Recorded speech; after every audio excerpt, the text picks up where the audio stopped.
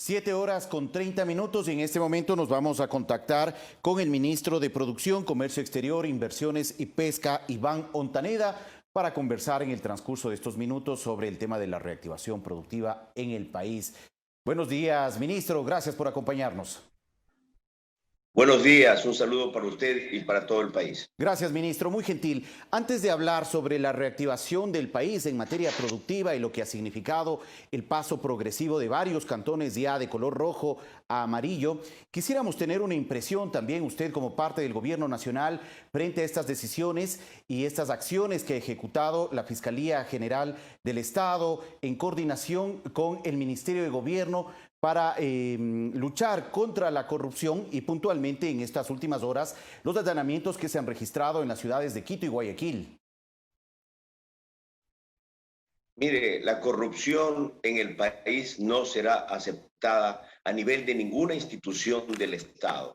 Yo creo que en este momento la Fiscalía ha anunciado importantes acciones que esperamos deriven en consecuencias. Todas las instituciones del Estado estamos muy atentas en los contratos que se adjudiquen o que se han adjudicado. Que si existiese alguna irregularidad, denunciarla y asimismo aperturar a la ciudadanía para presentar esas denuncias que tienen y deben ser investigadas, porque no solamente en el transcurso de la emergencia, sino permanentemente. Esperamos que la corrupción empiece a cerrársele los caminos, pero lo más importante, que no quede en simples denuncias, sino que se conviertan y se evidencie aquellas personas o aquellas instituciones que se han lucrado. Yo creo que se ha abierto la caja de Pandora, pero es importante que toda la sociedad civil, el gobierno, la ciudadanía, hagamos un frente común para de una vez por todas intentar salir de esta lacra que nos ha afectado por muchísimos años al Ecuador.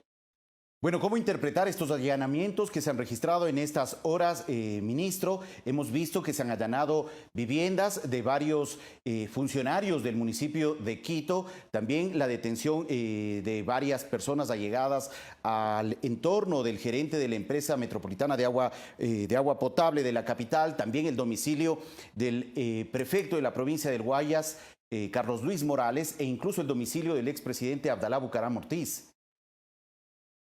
Lamentable las noticias que el país entero estamos observando día a día, pero insisto, necesaria que la justicia haga su trabajo, las investigaciones correspondientes, pero que se necesita pues aterrizar en decisiones y en acciones para poder evidenciar si estos actos tuvieron algún tipo de dolo o de irregularidad en sus cometimientos. Nadie está por encima de la ley, nadie está por encima de las situaciones irregulares en el país. El presidente de la República ha sido muy claro, ha dado toda la apertura y ha pedido a todo su gobierno nacional máxima atención para revisar cualquier contrato de cualquier entidad pública del Estado ecuatoriano.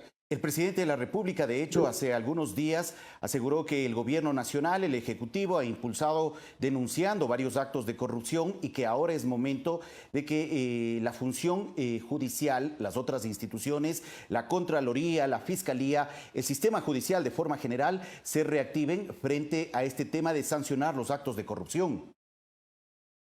Mire, todos los contratos públicos deberían ser abiertos. Se debería convocar a las entidades Contraloría, Secretaría Nacional de Anticorrupción, a las instituciones privadas para que puedan establecer una especie de veeduría sobre cualquier contratación pública. Yo creo que mientras más transparentes son las cosas, se pueden realizar muchos más eficientes los controles. El que nada debe, nada teme. Entonces, abrir estas contrataciones de cualquier tipo a nivel general serían importantes y serían procesos totalmente transparentes. Convocar una rueda de prensa, establecer cuando una institución vaya a hacer un contrato. Yo creo que se puede hacer mucho cuando existen las ganas, cuando existe la convicción de ser honesto, de ser honrado en el país. Bueno, ministro, pasemos ya a un tema que es mucho más de su competencia y en este caso el tema que está relacionado a la reactivación progresiva del país. Hemos visto que en el transcurso de estos últimos días también varios cantones de Ecuador han pasado de luz roja a amarilla, reactivando progresivamente ciertas actividades. ¿En qué medida estas decisiones están favoreciendo y tratando de superar los difíciles momentos que ha vivido el país durante estas semanas de confinamiento, teniendo en cuenta que también hoy se suma otra de las grandes ciudades del país, la ciudad de Quito, que también aportará con la reactivación productiva progresiva. Mire, la reactivación productiva en el Ecuador es necesaria.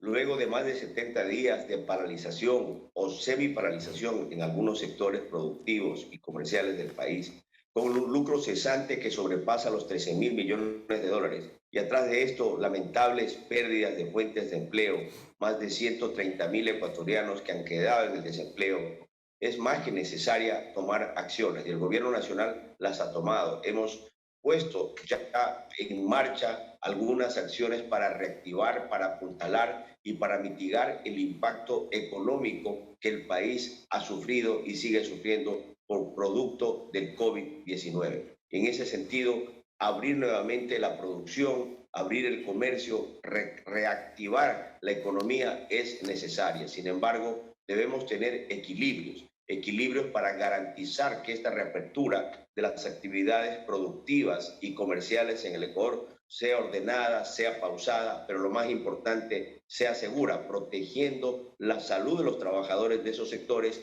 y protegiendo la salud de la sociedad civil. Debemos encontrar esos equilibrios que permitan a las ciudades, a los cantones, al país en general, regresar de a poco a esta nueva normalidad, porque no pretenderemos tener esa normalidad que el Ecuador tuvo antes del 15 de marzo. Nos tomará meses, quizás hasta años, regresar a esa actividad. Sin embargo, tenemos que resaltar esos sectores, los COEs cantonales, el COE nacional, a la articulación que se ha logrado generar, los protocolos de bioseguridad que se han establecido para las diferentes actividades se vienen cumpliendo, se vienen ajustando, se vienen monitoreando, pero todo esto será posible si y solo si exista cooperación, exista disciplina de todos los actores, de la ciudadanía, de las empresas, de los trabajadores, que se cumplan y se respeten esos protocolos para poder garantizar la salud. Caso contrario, tendremos que regresar, caso contrario, tendremos que ajustar nuevamente esas medidas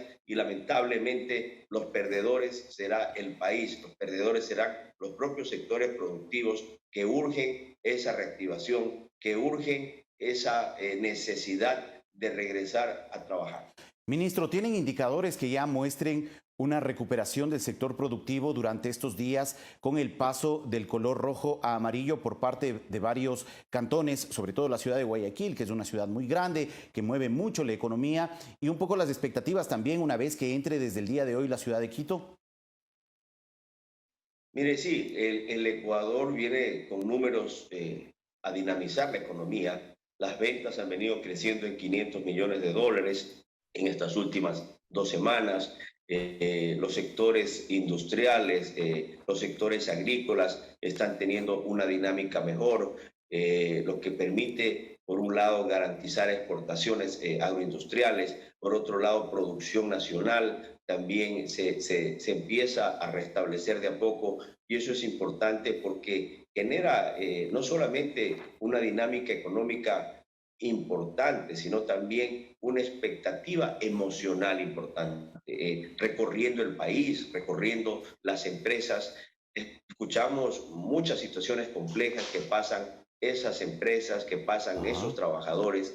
Esta pandemia nos ha dejado mucha incertidumbre, mucho dolor, y hoy mismo, en este momento, tienen que haber muchos ecuatorianos con angustia si sus empleos se mantienen, angustia si las empresas en las que ellos trabajan podrán sostenerse, y esa angustia es la que se tiene que revertir la necesidad de trabajo que nos genere ese optimismo, que nos genere esa posición diferente para poder sacar al país adelante. Y en ese sentido, como les mencioné anteriormente, las acciones. Hemos puesto un crédito importante. Creo que en este momento los sectores, las personas necesitan liquidez para poder apalancar esos 75 días de paralización. Por eso los 1.150 millones de este fondo que hemos creado el gobierno nacional, un fondo que continuará alimentando para poder atender a todos los sectores. No existe un solo sector que no esté necesitado. Obviamente hemos priorizado en esta primera etapa, en esta primera semana, en estos primeros 8 días, puesto que empezamos el lunes 25 de mayo a través del Banco del Pacífico, con un fondo de 500 millones, se han receptado más de 11.000 solicitudes de crédito entre micro, pequeños y medianos empresarios de diferentes sectores del país solicitando créditos de aproximadamente un promedio de $30.000 que ya están siendo atendidos. Muchos de estos créditos ya los tienen en su poder estos ciudadanos, estas empresas, y esperamos que esos créditos sirvan para paliar y mitigar lo más importante, pagar a sus nóminas, pagar a sus proveedores, ponerse al día en esas obligaciones que no han sido posible cumplir debido a la paralización. Estamos hablando en promedio que unos 330 millones de dólares se han otorgado durante estos días, desde el 25 de mayo, que se abrió la posibilidad a la entrega de créditos dentro del programa Reactívate Ecuador. ¿O cuánto es el monto que se ha entregado, ministro? Mire, las solicitudes, entendamos que existe un proceso de calificación del crédito, un proceso que hemos pedido a la banca, hemos pedido a las instituciones que participan en la distribución de estos recursos, sean calificaciones ágiles, puesto que las necesidades son inmediatas. Hemos dicho que los créditos no tomarán más allá de 10 días en su revisión y hasta su aprobación y desembolso. Empezamos el 25 de mayo, hemos recibido esta cantidad de solicitudes a través del Banco del Pacífico. Todavía no tengo el dato exacto de cuántos créditos hasta el día de hoy ya han sido efectivizados, ya han sido entregados, pero hemos conversado con algunos beneficiarios y realmente están bastante satisfechos, bastante contentos por la rapidez y, más importante, por las condiciones de este crédito. Un crédito que va a 36 meses plazo, 5% de interés, y lo más importante, creo yo, es el periodo de gracia. La gracia es fundamental porque no pretendemos que un gobierno, un negocio, una empresa, así le entreguemos recursos, pueda reactivarse de la noche a la mañana. Esta reactivación será paulatina, por eso el periodo de gracia de no pago de interés ni capital por al menos 6 meses, lo cual estamos seguros va a ayudar y va a oxigenar a estas empresas que accedan al crédito. Ministro, ¿y de qué ramas dentro del sector productivo se ha solicitado el poder acceder a estos créditos de la reactivación para la reactivación productiva? Estamos atendiendo, como le mencioné, en esta primera etapa a los sectores productivos más vulnerables. Estos son las micro, medianas y pequeñas empresas.